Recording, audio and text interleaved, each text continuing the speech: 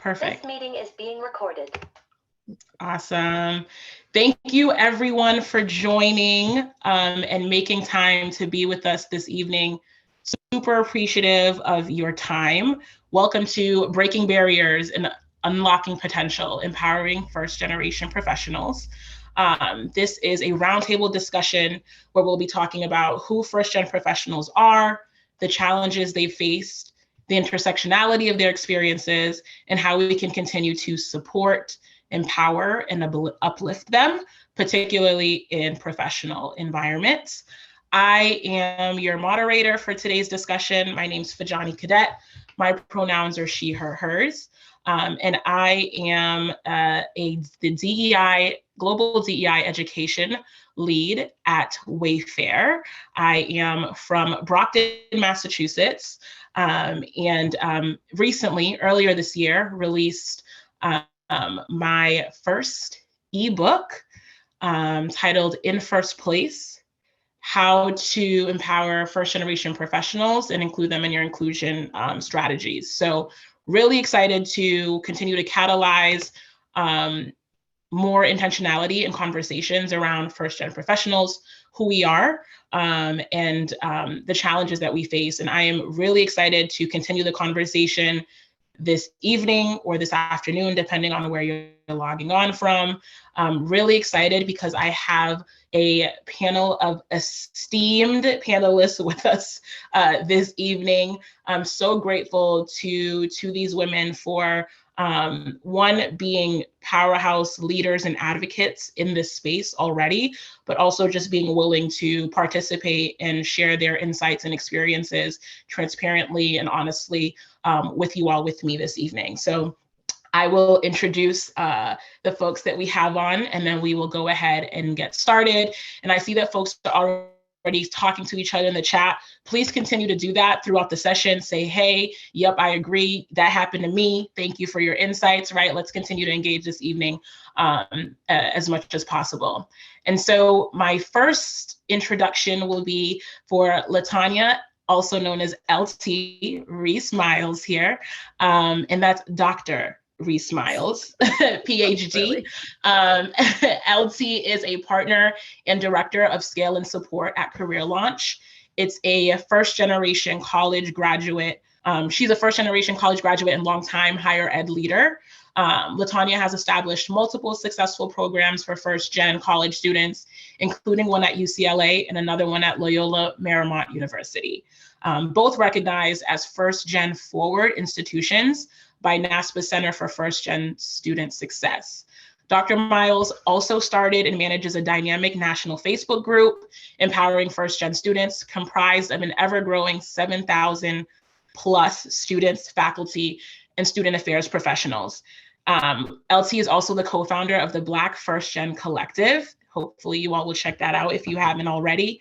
LT earned her PhD in American Literature from UCLA, and her research interests include the hidden curriculum of higher education, narratives about the first gen college experience, and the representation of first gen students in popular culture. Her most recent publication explores the positive relationships between campus service workers and first gen students. And additional notes, LT is passionate about NBA basketball, so am I, college football, The Flash, and Friday Night Lights. Welcome and thank you, LT, for joining us this evening. We also have, at least she's next to LT on my screen, but I don't know if anyone else's screen, but we have Dr. Mary Blanchard Wallace as well, another PhD in the house. Mary serves as the Assistant Vice President for the Student Experience at the University of Alabama at Birmingham. With over 28 years of professional experience in higher education, Mary has served at the University of Arkansas, the University of Tulsa, Texas Women's University, and Louisiana State University prior to her current university. Mary was the first in her family to attend college and attended Northwestern State, and earned her BS in liberal arts with a concentration in psychology and biology and a master's in student personal services. She earned her PhD in human resource education and workforce development from Louisiana State. Mary serves on the editorial board of the Journal for First Generation Student Success, the Conference Advisory Board for the NASPA Student Success Conferences in Higher Education, the AVP Subcommittee for Online Offerings in NASPA, and on the Volunteer and Engagement Committee for NASPA's 2023 conference in Boston. Mary has been married to her best friend, Stephen, for 30 years, and they have 4 daughters, including 2 second-generation college grads. Mary is also the author and editor of First Generation Professionals in Higher Education, Strategies for the World of Work. Thank you, Mary, for being here, and welcome. And then last, but most certainly not least, we have Ashlea Hitchcock Francis on the line here. Ashlea grew up in rural Missouri, went to college in Virginia, and has called North Carolina home ever since, with a brief 5-year stint in New York City in between. Ashlea's experience is in all 3 sectors: nonprofit, several orgs in Virginia, North Carolina, and New York City; private, having worked at Google and most recently Amazon; and then 3 public, most recently launched the first Office of Digital Equity in the country for the governor of North Carolina. She's proud to be a first-generation college student and went on to pursue a master's degree. In 2020, Ashlea started a company called The Squeeze to support other people who may be the first in their families to graduate from college or have a professional job. Her IG is thesqueeze.madefresh. And additionally, if you haven't gotten the theme already, Ashlea is obsessed with the color orange. She says it's bright, bold, and brings her joy to decorate or wear. So thank you, Ashlea, for joining us as well. So I think we should jump right ahead and get started. And the first question that I have for you ladies is around, what does being first gen mean to you? I recall when I first reached out to LT and started to talk to her about this particular roundtable, she shares her experience of having like an aha moment, a realization of her first gen identity. And so I'd love to hear from all of you, and I'm happy to share my experience as well, in terms of what does being first gen mean to you? When did you realize that you were in fact considered first gen? And I will kick it over to LT to start here. Thank you. So for me, I knew I was the first in my family to go to college, and I had been in a trio program. However, I did not identify as being first gen until late in my doctoral program. And I did not even study education. I was in a PhD program for literature. I was in fact running a trio program. Trio works, what up, my dear? I was running a McNair Scholars Program, but there were graduate students there who were like, LT, you know you're first gen, right? And I'm like, what? Change everything, right? It's very cinematic when you know, that time in the movie where you like think back and everything makes sense. I was like, oh my God, that's what that was. So I did not have the language, the vocabulary to explain my experience. But once I got that, which again was late into my doctoral program, I was writing my dissertation. It really helped make a lot of things more concrete, like the hidden curriculum, for example. We could talk about, no, we should really talk about that at some point. So the reason why I define myself as first gen, number one, my father did not have education beyond high school. And at the time when I was applying for school, neither did my mom. Well, my mom had some community college. And so for me, that's why I identify as a first generation student, but there's so much more to that experience that I'm sure we'll talk about too. Thanks, LT. What about for you, Mary? Thank you. And thank you all for joining us tonight. You could do about a million other things, but you're joining us to learn about our experiences and just to have community. And I really want to thank everybody. I always knew I was first gen. So I grew up in a small Cajun town right outside of Baton Rouge, Louisiana.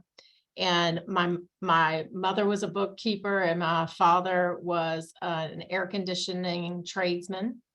And they owned a small independent hardware store for a bit until it went bankrupt when Walmart came into the town. And then my mom worked for Walmart for several years. my dad really instilled in us the idea that education was important. And he knew things. He used to say, how many feet are in a mile? And we're like, we have no clue. And he's like, they're not teaching like they used to teach in high school. And he was very adamant that we understand how the world works. And he was one of the smartest men I've ever met in my life. But of course, he didn't go to school. And yet he sacrificed a lot for our family, and made sure that me and my sisters knew that we were going to go to school. And one of the things he would always say to me is, I don't want you to work like I'm having to work. And I knew what he meant. I understood what he meant, because my dad would go into attics in the very heat of the summer to fix air conditioners. And he would come home drenched in sweat, his arms cut up sometimes or whatever. And I knew what he meant. And so I always knew that education was really important to our family.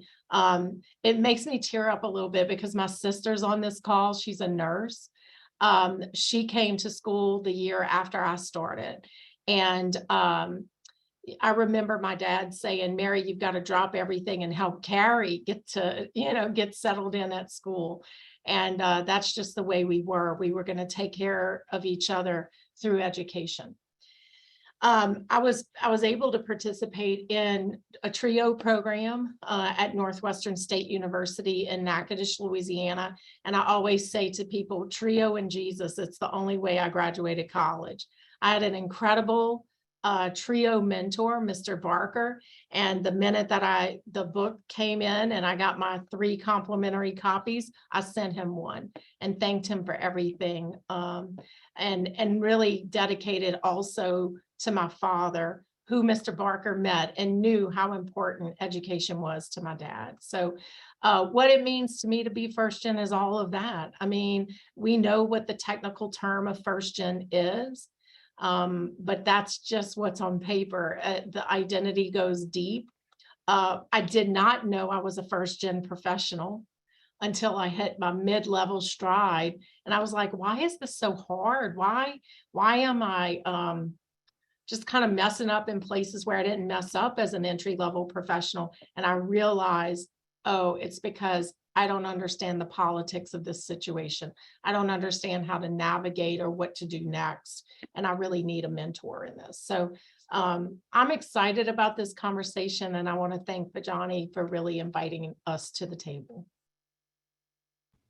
Thank you, Mary. And then Ashley, would love to hear from you. Yeah, thank you. So much of what they have already said really resonates with me. I knew, like, I went to a small school in Virginia, and that was kind of my first time of being in contact with white wealth. And I knew, like, so many people had, they just seemed more confident and like they knew what they were doing or how to navigate it. And I knew that I didn't, but had always been scrappy. I did grow up in the country. Shout out to the rural folks on the call. I see you, Camille. And I think it was, I started my career in youth development. I then moved into college access and success, and I was just super passionate about it because I knew that I had not had a great education growing up and had been able to really, have a great life because of going to college and starting a career. And then I'm doing college access work with a whole bunch of first gens. And I'm like, wait, I'm good at this because I know this. There's something there to be able to recognize the roadblocks that are coming for them. But I don't feel like it was until, a little bit later in my career, like I can't remember, late 20s, early 30s. It might've been early 30s when I was like, first gen was like, I felt like it was coined and really being used and identified, especially in the college admissions, college success work. So I was like, yeah, me too. That is me. And it, like you said, it made everything looking back make sense. Then you're like, Yes. Okay. All of this falls into place now.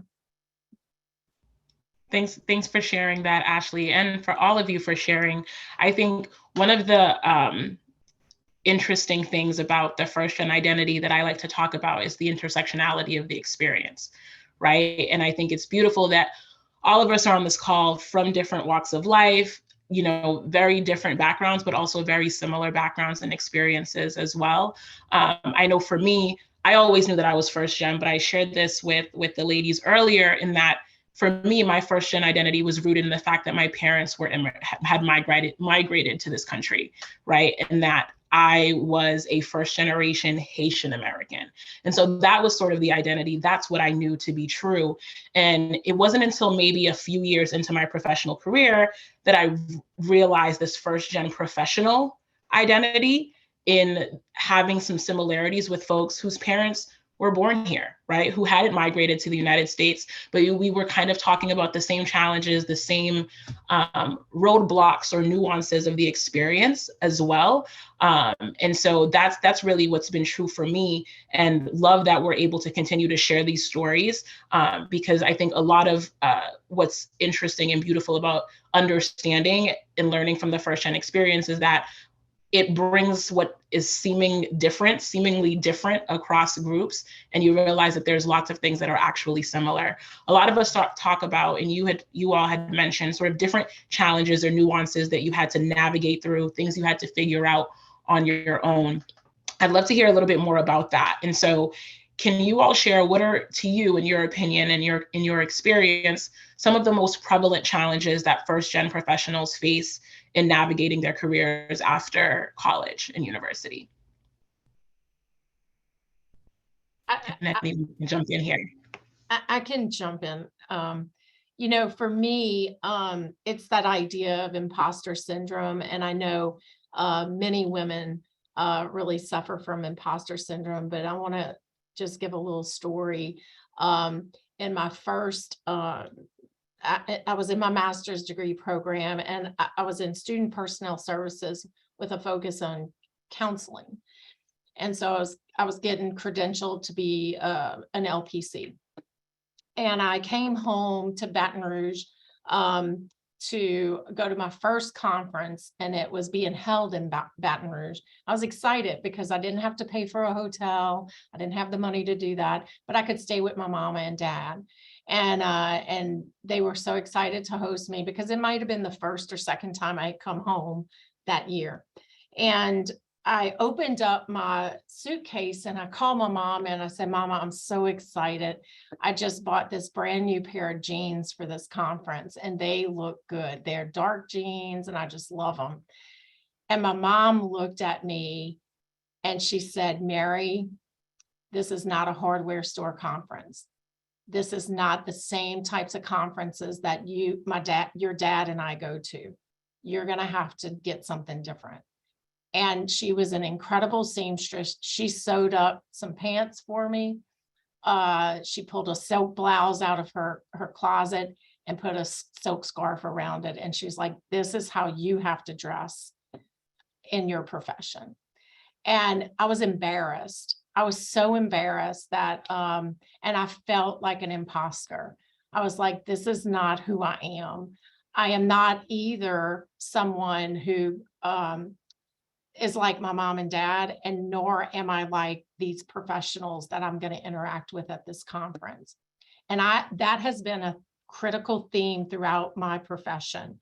I spent many years, 14 years in housing and residence life, and I would have retired there had someone not said, hey, there's a position in the Dean of Students office. Why don't you think about that?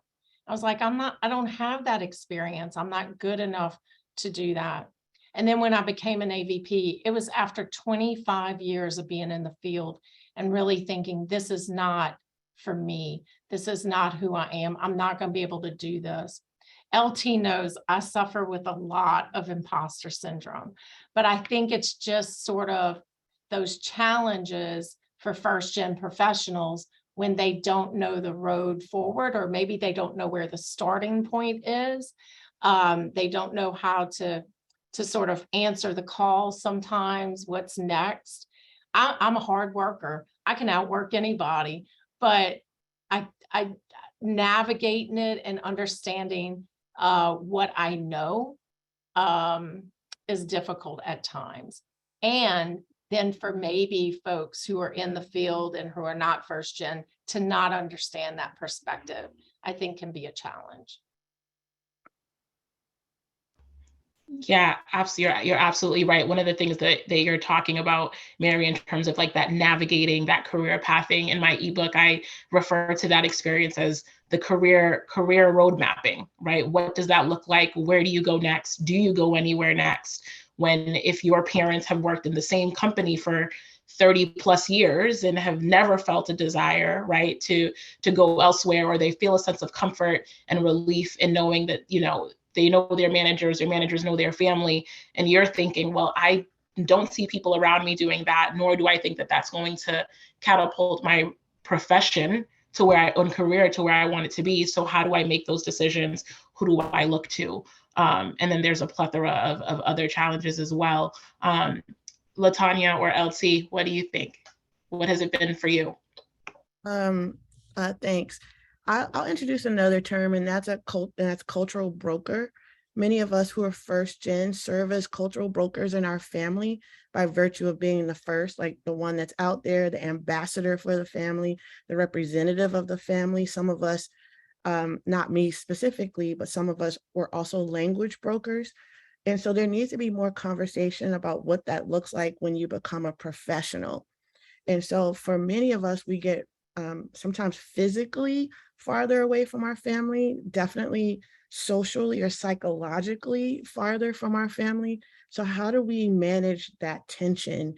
And for me, I needed to actually be physically away from my family in order to grow and to thrive.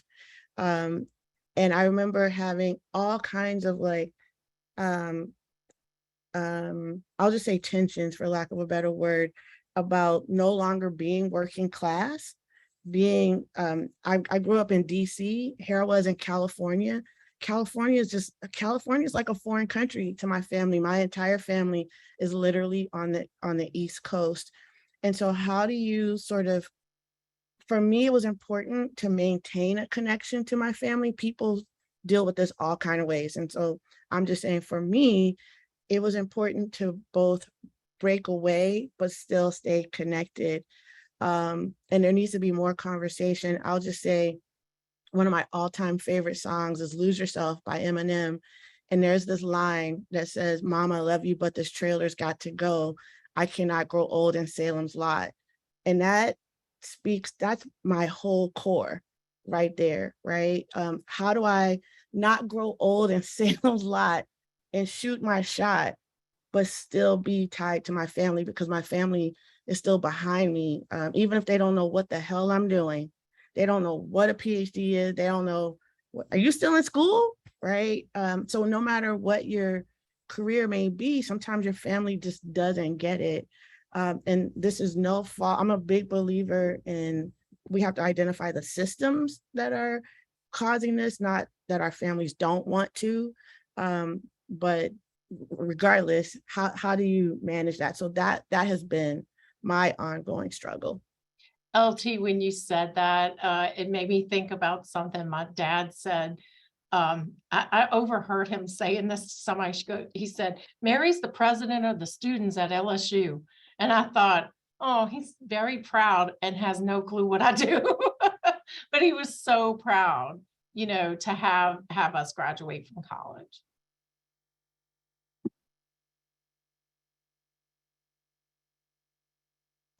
I love those stories. What about for you, Ashley?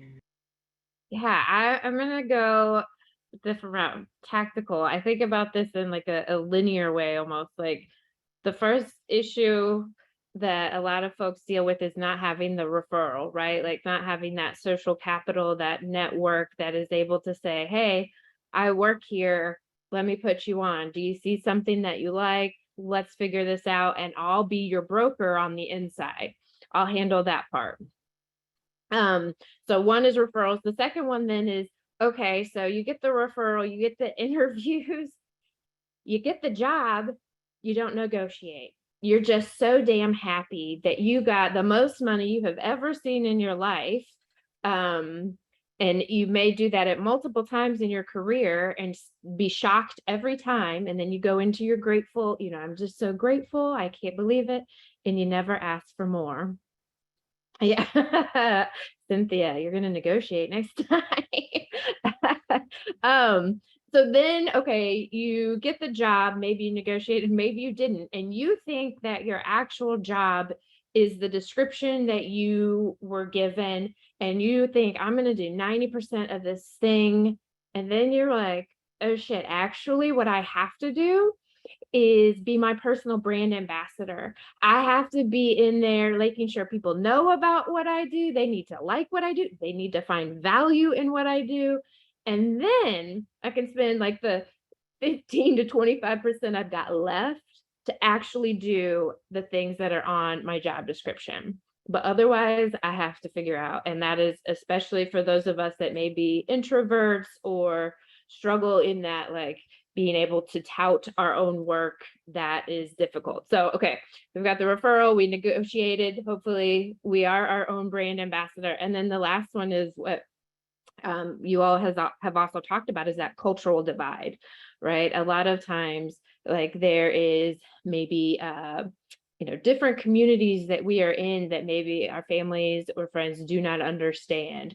We are navigating that. Like, if we are making the most money we've ever seen, how does our family feel about, like, are they asking for support in different ways? And if you say no, because you're trying to make sure that you can stack yourself so that when they're older, you can help take care of them as well. But in the meantime, it feels selfish and you're kind of put into a different role. So that's kind of the journey that I see happen.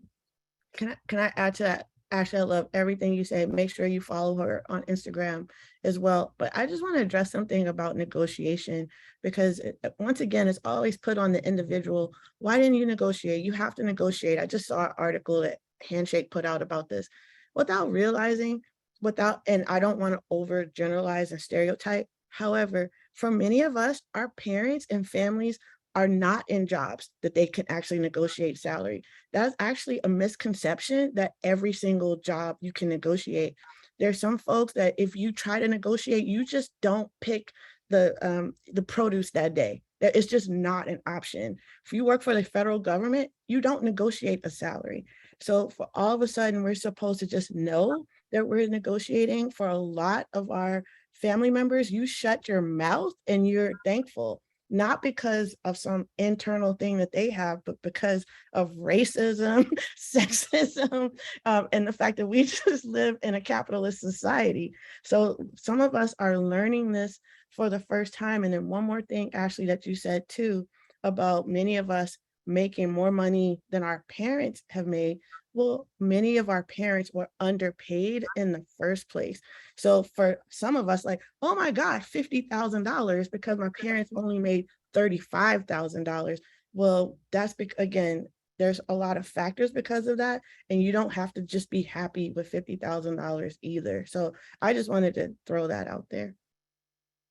I love all that you all have mentioned here, and I think it just goes to show what I'm hearing, what's resonating for me is sort of the dichotomy of the experience in terms of unlearning norms and what has historically been true for you and your families, while also trying to learn the ways of the new, right? The ways of corporate or the professional world and that experience, right? You talk a lot about the negotiating the salaries, things like, should you ask for more money? And I've definitely had conversations with my own parents who have said, no, don't ask for more. That's great, Fadjanie.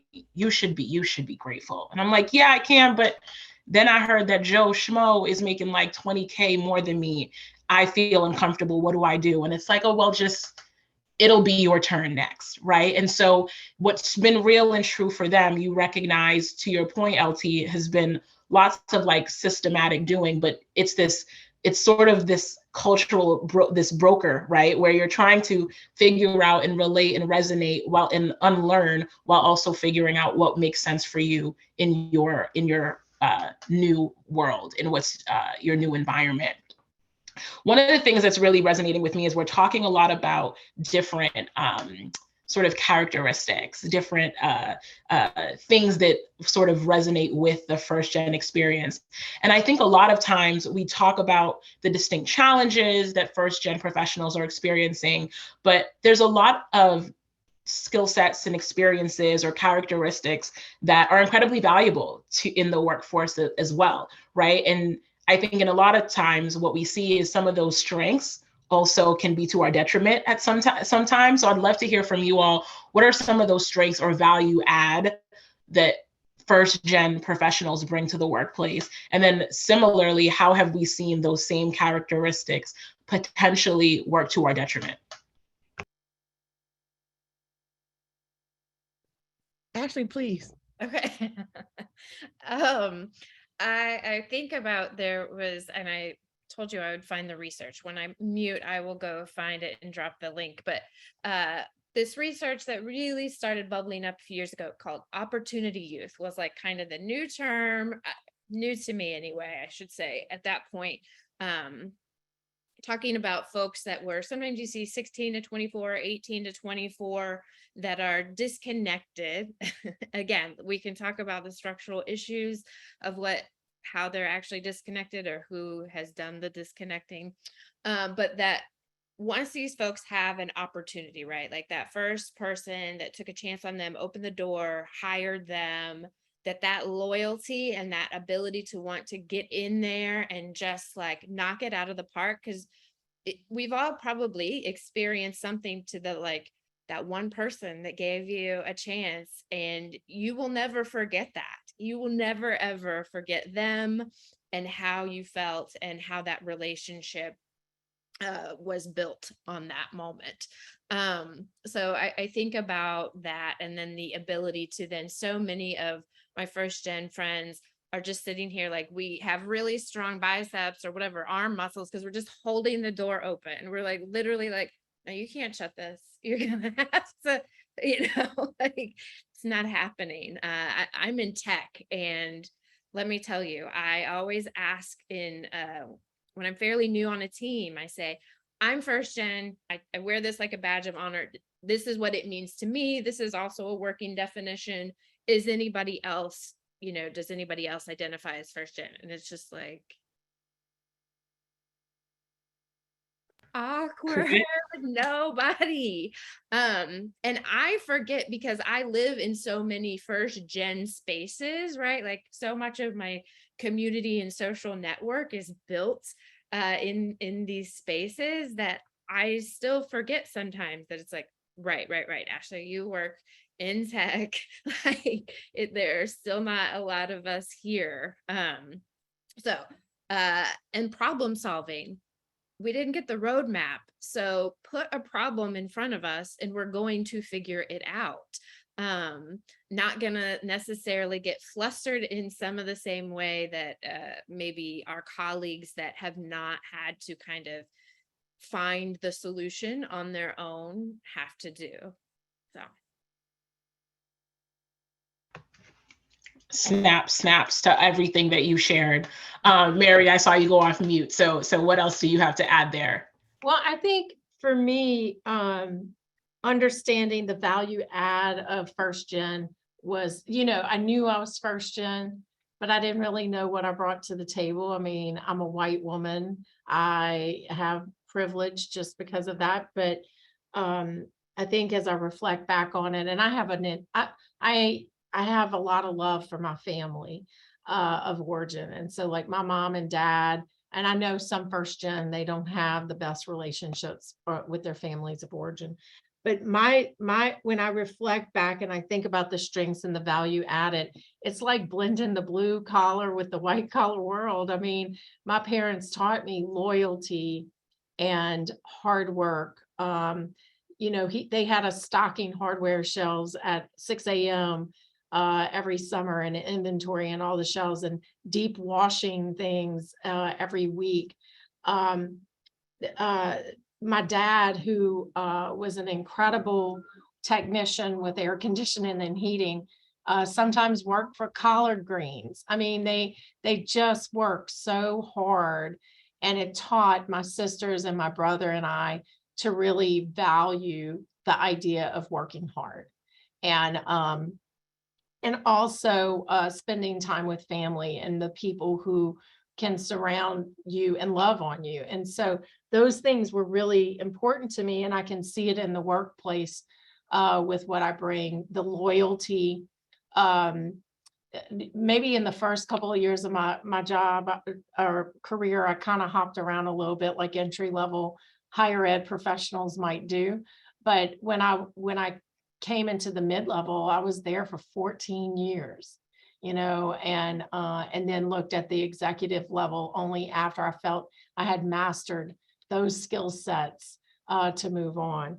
And so that loyalty, the other thing I think about is the authenticity of first-gen professionals.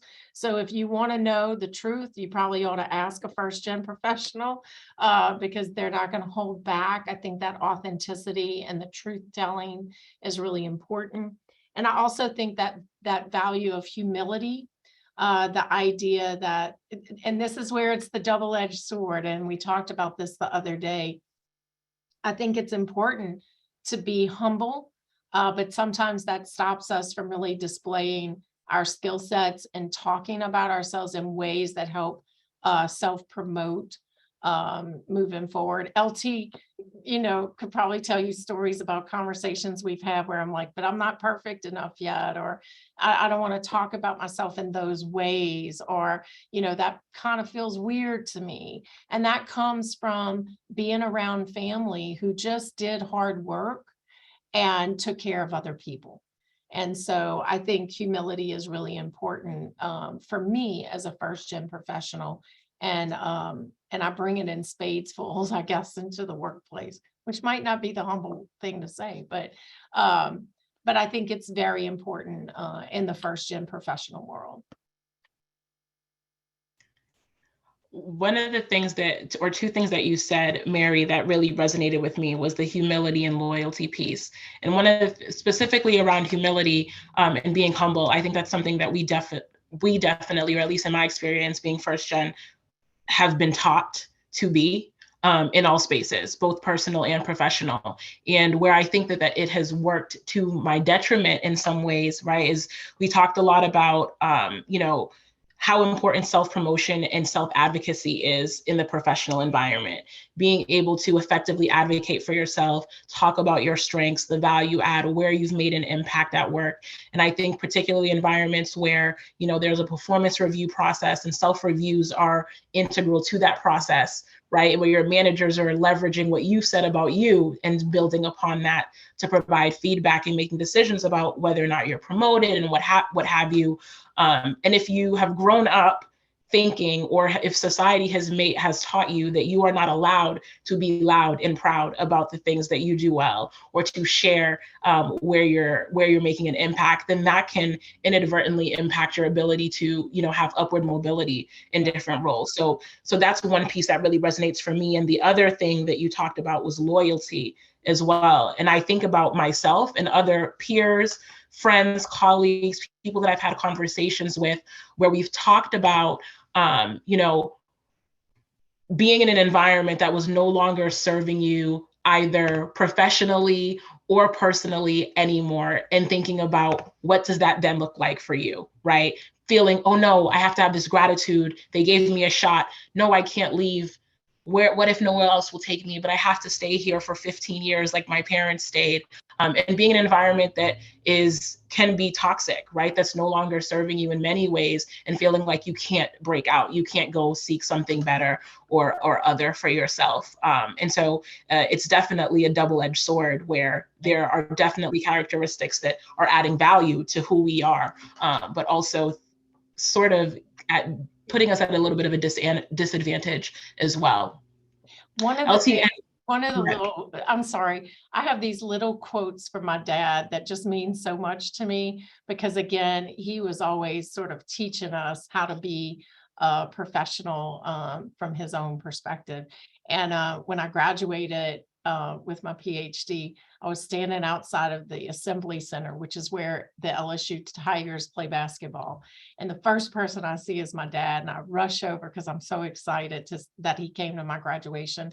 And he hugged me. He said, "Hello, Dr. Wallace." And he said, "Don't forget where you came from." And it was a message to me to stay humble. And it has served me well, actually. But it does sometimes remind me that I do need to speak up about who I am. I love that. Anything else that you would add here, LT, with regard to what makes the first gen professional, unique and special? What and where can those unique qualities also potentially create more challenge for us as well? I want to elaborate on the challenge because we talk too much about our challenges. I'll say that if you need someone to hype you up, reach out, because I'll be that person for you. But I will say, with regard to more of our strengths, is by virtue oftentimes of being the first, we're often the innovators, because often if we haven't seen it done before, you're creating it yourself. When I look at all the work that Ashley's doing on her Instagram, Mary writing a book that she hadn't seen, so she's like, LT, I haven't seen anything on first gen professionals. Well, look, she wrote the damn thing.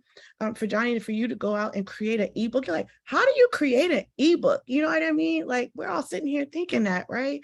So that's what we need to remember is oftentimes we are creating the things that we didn't have. And we just really need to lean into that innovative spirit that many of us have. I love that. I love that. Thank you for that reminder, LT, that we always need. And it actually brings me to the next thing that I wanted to talk about, because you talk about being like someone to toot your own horn. I see Ashley in the chat like, yep, I'll be your cheerleader, let me know. We talk a lot about the experience and the nuances of navigating the professional world as a first gen professional. And I'd love to hear from you all what sort of tips and strategies you have that you can share with first gen professionals around building confidence and successfully navigating these new spaces.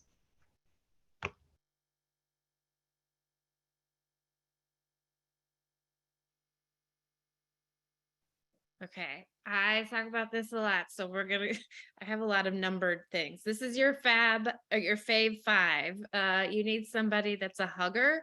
It's like when you're crying, they can wipe your tears, tell you it'll be okay. It's a safe space. You need a pusher. You need somebody to be like, get the F up. You're going to keep doing this. You're going to be okay. You need both of those things to be taken care of. You need a mentor. You need somebody that has been there, done that. Otherwise, who's leading the way? You need a peer. You need somebody you can turn to and be like, can you believe this? What are we doing? That you can just kind of have that experience with. And then I always say the 5th one is the swap spot. It's going to change, right? Throughout your career, you're going to have different people that hold space for you in different ways, and that's okay. These are relationships, and just like any relationship, some of them have, long or short seasons. So your fave 5.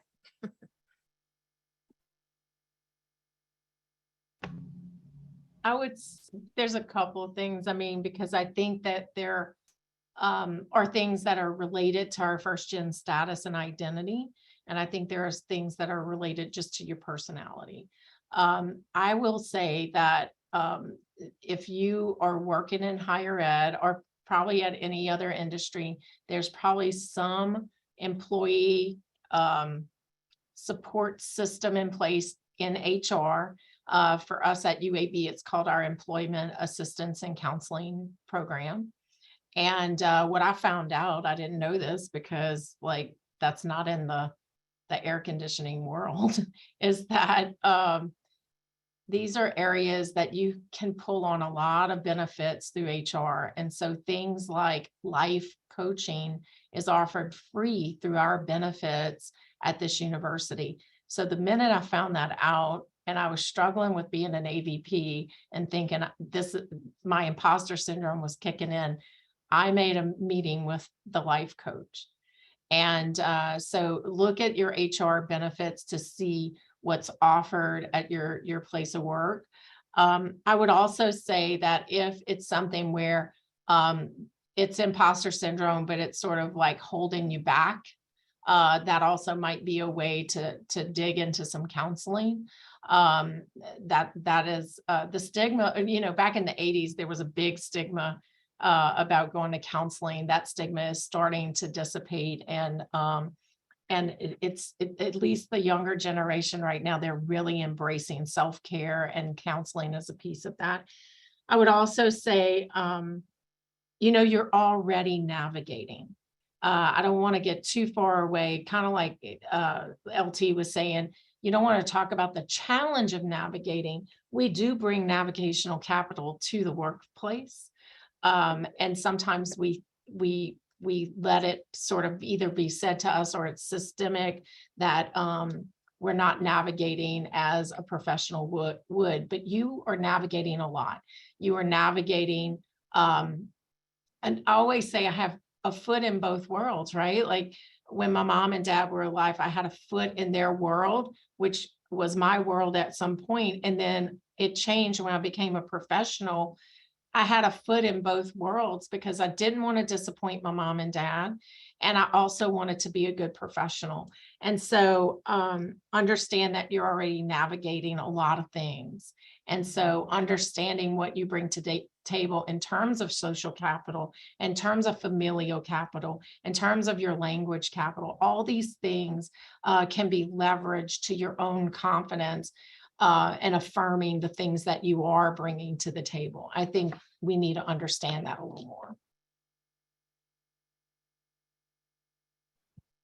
Just to Mary, April had a question for you in the chat, but I'll just add two things. One, it's okay to ask questions. Oftentimes, by virtue, again, by being first gen, we're used to either being the go-to person in our family or figuring things out on our own, and maybe reluctant to ask things like, what are our benefits, or things like that. So it may be difficult, but make sure you ask questions. The last thing I'll say is what my friend Amy once told me, which is all your dues are paid.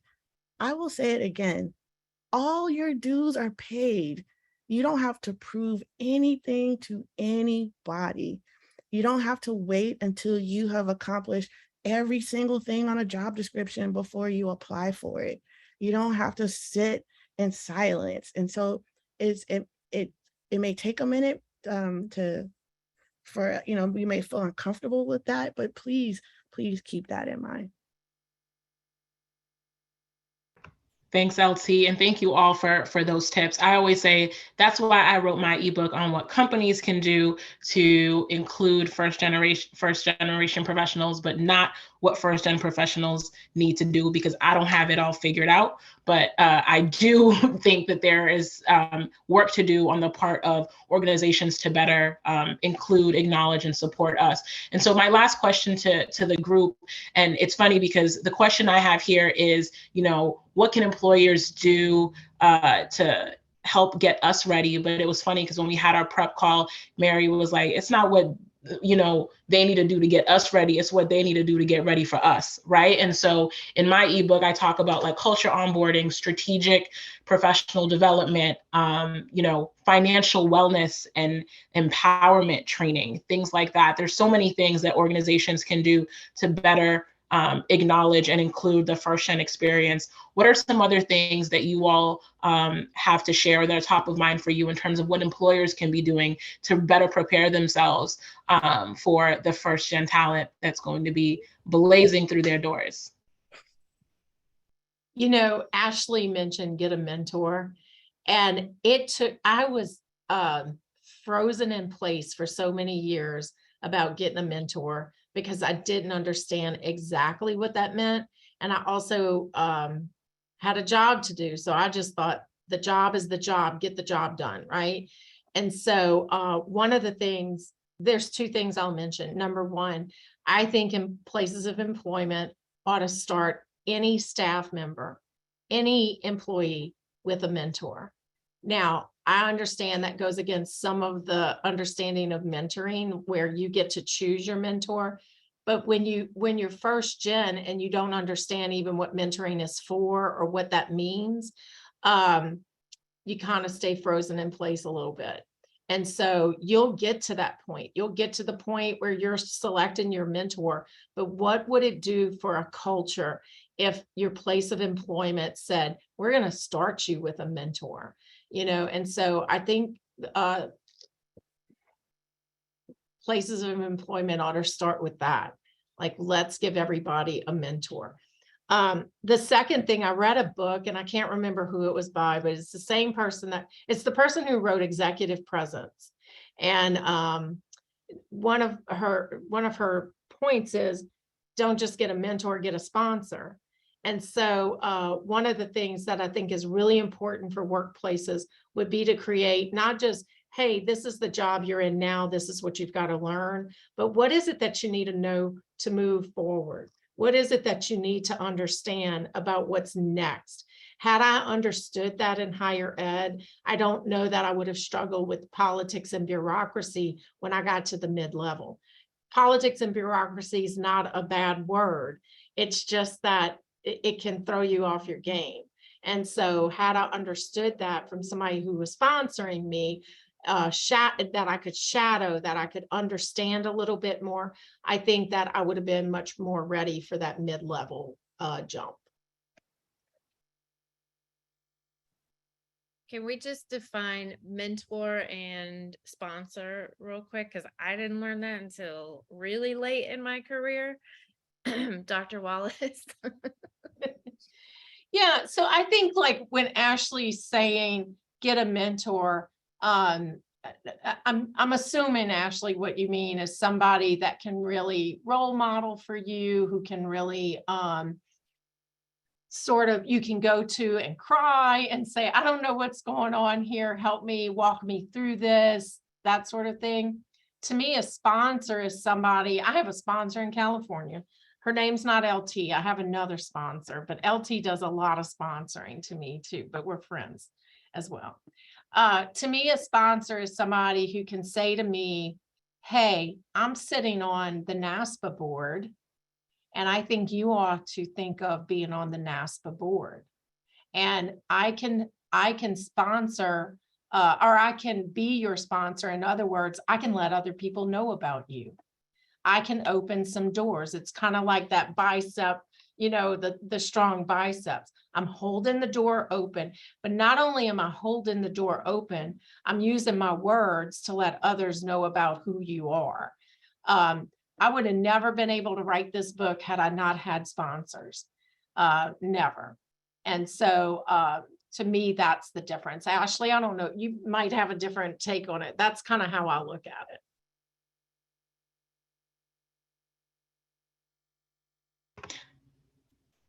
No, I think your definition definitely resonates with me, Mary. And I just added in the chat, one of the things that I talk about is a sponsor is someone who is in a position of power, someone who has influence and is going to say your name in the rooms that you have not been let in yet, right? Whereas a mentor is someone who can support you, who has been in your role and who might be in your role still, who can support you, but may not always have the level of influence to catapult your career into those rooms or at those tables just yet. And a sponsor can do that. So that's sort of the way that I like to think about it. You can also ask for a sponsor. So when I realized that I was starting to be tapped for vice president positions, which I have never applied for yet, but I will one day. I went to my friend in California and said, would you mind nominating me for vice president positions? And so to me, the sponsor is not as formal. It doesn't have to be as formal as like mentoring. And you could be sponsored by different people for different things. You know, so Willie, who is an author in the book, but also a good friend, I've asked him, would you mind saying my name in places where I wouldn't say it myself? I love that. Thanks for sharing that, both Mary and Ashley. One of the other things I'd like to throw into the conversation, because we're getting close to time, and I want to give everyone an opportunity to shout out their, where folks can find you, the work that you're doing. But one of the things that also we talked about in our prep call, Mary, was around, this conversation: how can employers better support first-gen professionals? I think one of the biggest opportunity areas, specifically in the DEI space, is we are focused on data and collecting data and seeing who's in the room. What did those employee journeys look like across different dimensions of diversity? And a huge gap that I have seen is around the first-gen experience. Do you know what percentage of your employee population are first-gen professionals, right? Typically, we're not asking those questions. I've never seen that question on a job application when folks are checking off the EEOC questions, right? And so how do we include that to identify? Because wouldn't that be crazy if 65% of your employee population were first-gen professionals and we're not even talking about that experience, right? And so how deep and important that is. And then I think additionally, I've never seen a first-gen ERG or affinity group. I've seen ones for folks who identify as immigrants and across other dimensions of diversity. And while we've talked about the intersectionality of the first-gen experience, when I think about the aspects of my identity that really have influenced my career path, the decisions that I've made in my career, it's that first-gen identity at the core first, before I'm a woman, before I'm a Black woman, at least from a professional perspective. And so let's start creating and advocating. And for those of you who are on the call, right, LT said, if you don't see something, create it. Be the trailblazers. Let's get some ERGs for first-gen professionals happening. And let's get that to be a standard so that we can continue to feel seen and heard and valued, and they can start building programs around who we are in our experience as well. And so we are just at about time, but before we go, I want to give everyone an opportunity to shout your books out, your work, where you're at, your handle, so everyone can find you and stay connected. I'll kick it to you, LT, first, and then we'll go Mary, Ashley, and then I'll bring it back to Rap. My stuff is in the chat already. So I put my LinkedIn, I put the Facebook group, and then I'll just put First Gen and Juice again, and feel free to reach out. Oops, hold on, I'll do it again. There we go. Mary, where can we get connected with you? Where can we get the book? So I put the book link in the chat. It's in the NASPA bookstore. So if we sign off and you can't get back to the chat, you can go to the NASPA, NASPA.org website. I'm also on LinkedIn. I put that in the chat. I'm on Instagram. I'm pretty open about who I am on Instagram, but I don't do anything special on Instagram about first-gen professionals. I'm just me. And so I do. Mary, stop apologizing. She didn't say, what's your special thing? She just said, how can we find you? See, LT, she keeps me honest. Mm-hmm. But we are doing quite a bit to start some first-gen professional chats through NASPA, through the Center for First Generation College Student Success. So NASPA, I think, is a great place to, and the Center for First Generation Student is a great place to start if you're in higher ed. Thanks, Mary. And Ashley? Yes, I live on Instagram, the squeeze.madefresh, which is why, LT and I are friends, because First Gen and Juice was one of the first, I was like, yeah, we have to do something together. There's a lot of juice going on here. So that's where I am.